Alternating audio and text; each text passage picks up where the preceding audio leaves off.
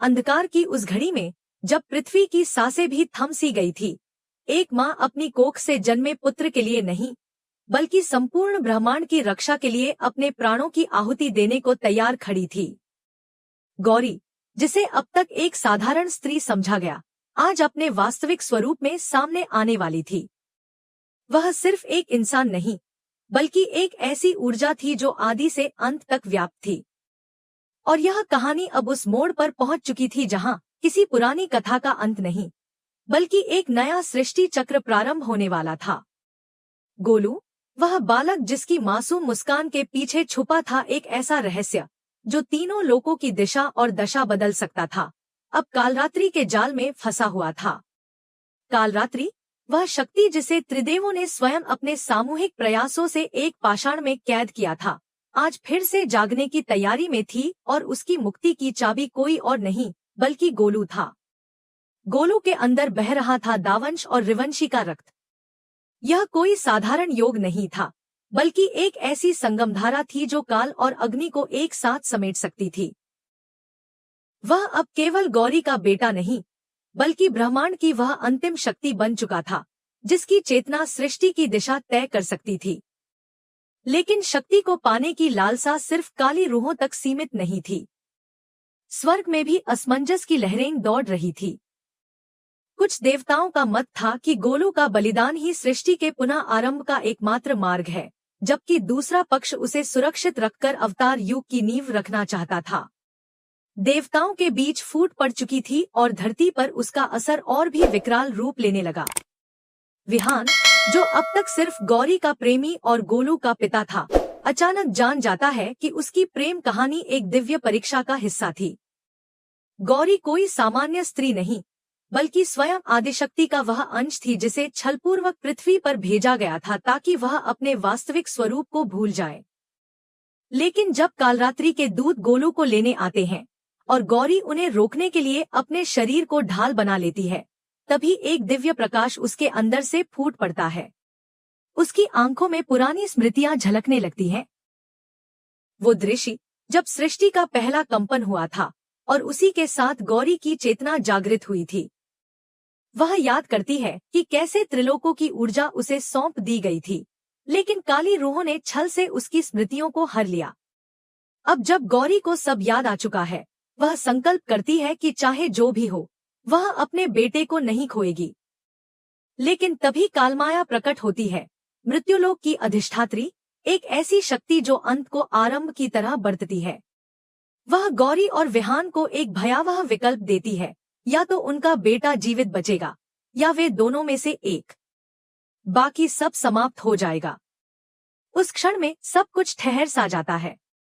हवाओं में अजीब सी सनसनाहट भर जाती है, जैसे समय भी अपने प्रवाह को रोकने को विवश हो गया हो। विहान टूट चुका होता है, उसके मन में ग्लानि, क्रोध और दुख का तूफान उमड़ता है। लेकिन टूटने का समय नहीं है, क्योंकि जो सामने खड़ी है वह केवल मृत्यु नहीं, वह कालमाया है। उसके आगे झुकना किसी भी लोक का विनाश सुनिश्चित कर सकता है। और तभी कुछ ऐसा होता है जिसकी किसी ने कल्पना तक नहीं की थी। गोलू की बंद आंखों से एक सुनहरा आंसू बहता है। वह आंसू जैसे ही धरती को छूता है, एक पुरानी, धूल से अटी पड़ी टूटी हुई किताब अचानक हवा में तैरने लगती है। पन्ने अपने आप पलटते जाते हैं, जैसे कोई अदृश्य शक्ति उन्हें निर्देश दे रही हो। हर पन्ने पर अंकित मंत्र और चित्र स्वयं प्रकट हो जाते हैं। वह कोई सामान्य पुस्तक नहीं थी, बल्कि वह ग्रंथ था जिसे हजारों वर्षों पहले स्वयं त्रिदेवों ने रचा था, जिसमें संसार की ऊर्जा, अस्तित्व और भविष्य के रहस्य छिपे थे। गोलू का वह एक आंसू किसी संकल्प की परिणति था। वह न केवल मां के बलिदान का उत्तर था, बल्कि ब्रह्मांड के पुनर्जन्म की घोषणा भी। अब जबकि सब कुछ बदलने जा रहा था, गौरी ने उस पुस्तक की ओर देखा और उसके शरीर से दिव्य अग्नि की ज्वालाएं निकलने लगी। विहान, जो अभी तक केवल एक योद्धा था, अब उस अग्नि के तेज में स्नान कर अपने भीतर की दिव्यता को पहचानने लगा। दोनों की ऊर्जा जब एकत्र हुई तो पृथ्वी की परतें कांपने लगी। आकाश में बिजली की लकीरें खिंच गईं और दिशाएं गूंज उठीं। एक स्वर से युद्ध आरंभ हो चुका है। इस बार यह युद्ध सिर्फ बुराई और अच्छाई का नहीं, बल्कि अतीत और भविष्य के बीच की टकराहट थी।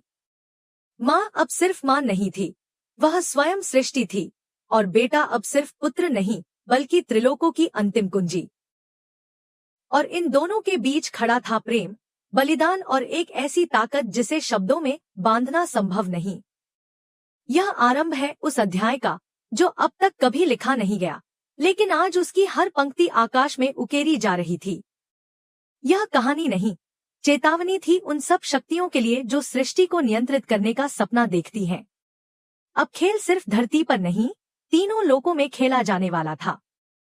और इस खेल की शुरुआत हो चुकी थी, एक आंसू से, एक माँ के संकल्प से और उस किताब से जो अब फिर से खुल चुकी थी। त्रिकाल वेद के उन प्राचीन, समय से भी परे पन्नों से अचानक एक भविष्यवाणी प्रकट होती है, जो न केवल वर्तमान को झकझोर देती है बल्कि भविष्य की नींव को भी डगमगाने लगती है। उसमें लिखा था, जिस दिन मृत्यु की देवी जीवन की देवी से टकराएगी, उसी दिन तीसरे लोक का द्वार खुलेगा, और जो वहां से जन्म लेगा वही तय करेगा सृष्टि की अंतिम सांस। यह शब्द जैसे ही गौरी और विहान तक पहुंचते हैं, दोनों की आत्मा सिहर उठती है। जो रहस्य अब तक एक अनकही पहेली था, वह अब एक खुला आकाश बन चुका था, जिसमें हर तारा एक चेतावनी की तरह टिमटिमा रहा था। गोलू, जो अब तक एक दिव्य बालक के रूप में उनकी गोद में पला बढ़ा था, उसके जन्म से ही एक अदृश्य द्वार खुल चुका था, त्रियंश लोक। यह कोई सामान्य लोक नहीं था, ना ही स्वर्ग, ना नरक और ना पृथ्वी का हिस्सा। यह था वह तीसरा लोक, जो सृष्टि के सबसे गुप्त और शक्तिशाली रहस्यों को समेटे हुए था। यह वही लोक था जिसे न कोई जानता था, न समझता, लेकिन अब वही लोक गोलू के कारण जाग चुका था। और उस लोक से अब आ रही थी एक नई सत्ता, एक नई ऊर्जा, जो गोलू के भविष्य की छाया लेकर चल रही थी। अचानक समय की रेखा टूटती है और एक वयस्क योद्धा प्रकट होता है, गोलू का ही भविष्य स्वरूप। वह अब एक बच्चा नहीं, बल्कि एक ऐसा योद्धा था जो न केवल पिशाचों, डायनों और काली रूहों से लड़ेगा, बल्कि उन देवताओं की व्यवस्था को भी चुनौती देगा जो अब तक सृष्टि के संचालक माने जाते रहे। लेकिन उसकी उत्पत्ति की सच्चाई जैसे ही उजागर होती है, पूरा आकाश गूंज उठता है। यह योद्धा, यह भविष्य स्वरूप गोलू, कोई और नहीं बल्कि कालमाया का पुत्र है। उसका जन्म गौरी की कोख से नहीं, बल्कि कालमाया की छाया से हुआ था। एक अंधकार से जिसने जीवन का भ्रम बनाकर एक नई सत्ता को जन्म दिया। लेकिन उस सत्ता को मानवता की ओर मोड़ने के लिए, उसे प्रेम और करुणा का अर्थ समझाने के लिए, उसे एक माँ की ममता में पलाबढ़ा कर शक्ति और संवेदना का संतुलन देने के लिए, उसे गौरी को सौंपा गया था। गौरी, जो स्वयं आदिशक्ति का अंश थी, उसे इस सत्य की भनक तक नहीं थी कि जिसे वह अपनी कोख का फल मानती है, वह दरअसल काल की रचना है। अब सवाल बदल चुका है।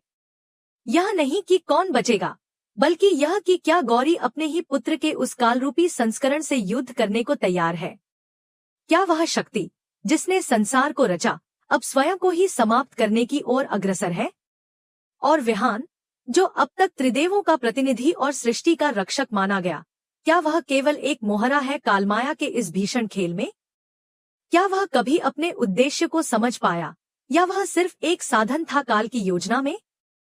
यह सब प्रश्न आकाश में गूंजते हैं, लेकिन उत्तर अब तक धुंधले हैं। त्रियंश लोक अब मात्र एक रहस्य नहीं रहा, वह अब धरती और स्वर्ग के बीच की सबसे बड़ी सच्चाई बन चुका है। वहां की शक्तियां, वहां के प्राणी और वहां का नियम इस ब्रह्मांड के किसी भी लोक से अधिक जटिल और खतरनाक है। और अब उस लोक का प्रभाव सीधे पृथ्वी पर पड़ने वाला है। गोलू का भविष्य स्वरूप एक विकल्प नहीं, बल्कि चेतावनी है। यदि वह प्रकाश की ओर गया तो सृष्टि को नया जीवन मिलेगा, लेकिन यदि वह अंधकार में समा गया तो वह स्वयं इस सृष्टि के अंत का कारण बन सकता है। गौरी के भीतर अब द्वंद्व की ज्वाला धधकने लगी है। उसका हृदय मातृत्व से भरा है, लेकिन चेतना उसे यह संकेत दे रही है कि जिस बेटे को वह बचाना चाहती है, वह ही एक दिन उसके सामने तलवार लेकर खड़ा होगा। और उस दिन उसे यह निर्णय लेना होगा कि वह माँ बने या शक्ति। विहान, जो अब तक अपनी दिव्यता को लेकर भ्रमित था, अब महसूस करता है कि शायद उसे त्रिदेवों का आशीर्वाद नहीं, बल्कि उनके विरोध का सामना करना है। देवताओं का एक वर्ग जो त्रियंश लोक को बंद करना चाहता है, अब विहान को एक बाधा मान रहा है। और यही वह क्षण है जब निर्णय की घड़ी करीब आ रही है। गोलों के दोनों रूपों का संघर्ष, उसका वर्तमान और भविष्य, अब एक ही धारा में बहने वाला है। और इसी धारा में डूबेगा या उभरेगा यह ब्रह्मांड। क्या रिवांशी गौरी अपनी शक्ति को पूरी तरह पहचान कर संपूर्ण देवी का स्वरूप ग्रहण कर पाएगी? क्या वह अपने पुत्र को केवल शक्ति नहीं बल्कि करुणा और प्रेम के मार्ग पर ला सकेगी? और क्या विहान वह सेतु बन पाएगा जो देवताओं और त्रियंश लोक के बीच संतुलन स्थापित कर सके? इन सभी प्रश्नों के उत्तर छिपे हैं उस संघर्ष में जो अब आरंभ होने वाला है। यह केवल एक कहानी नहीं रह गई, यह अब एक महायुद्ध बन चुका है, जहां हर मोड़ पर एक नई साजिश इंतजार कर रही है, हर कदम पर एक नई शक्ति टकरा रही है और हर झूठ के नीचे एक नई सच्चाई दबाई गई है। अब शब्दों का नहीं, केवल ऊर्जा का युग आने वाला है। त्रियंश लोक की गूंज अब हर लोक में सुनाई देने लगी है और जो सामने है वह कोई सामान्य भविष्य नहीं, बल्कि संपूर्ण सृष्टि की पुनर्रचना का आरंभ है। तो क्या यह सब केवल एक भ्रम है या फिर इसी भ्रम में छिपी है वह अंतिम सच्चाई जिसे अब तक कोई देख नहीं पाया? जानने के लिए जुड़े रहिए, क्योंकि जादू तेरी नजर का अगला अध्याय अब शक्ति की भाषा बोलेगा और यह भाषा सिर्फ उन्हें समझ आएगी जिनकी आत्मा उस ऊर्जा से बनी है जो सृष्टि से भी पहले थी।